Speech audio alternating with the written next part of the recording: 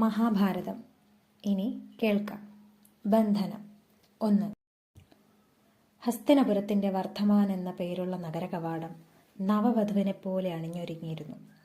രാജ്യത്തിലെ ഉയർന്ന ഉദ്യോഗസ്ഥരും അസഖ്യം സാധാരണ ജനങ്ങളും രാജാവിനെ സ്വാഗതം ചെയ്യാൻ നഗരകവാടത്തിലെത്തിയിരുന്നു. അവരുടെയെല്ലാം മുന്നിൽ ദേവവ്രതനുണ്ടായിരുന്നു. ദേവവ്രതൻ ഉദ്യോഗസ്ഥനല്ല, പ്രജയുമല്ല, പുത്രനായിരുന്നു. ശാന്തനുവിൻ്റെ ഒരേ ഒരു മകൻ. പക്ഷേ രഥം നിന്നില്ലെന്നു മാത്രമല്ല, അതിൻ്റെ വേഗം കുറയുക പോലും ഉണ്ടായില്ല. രാജാവ് ഓടിക്കൊണ്ടിരുന്ന രഥത്തിൽ നിന്നുപോലും ഉദ്യോഗസ്ഥരുടെയും പ്രജകളുടെയും അഭിവാദനം സ്വീകരിക്കാൻ തയ്യാറായില്ല. ആർക്കും രാജാവിനെ ഒരു നോക്ക് കാണാനായില്ല. അരളിവാതിലുകളൊന്നും തുറക്കപ്പെട്ടില്ല. ഒരു തിരശീല പോലും മാറിയില്ല. പ്രജകളെ ഇങ്ങനെ അവഗണിക്കുക, ഈ അഹങ്കാരമാണ് രാജവംശങ്ങളെ ഇല്ലാതെയാക്കുന്നത്.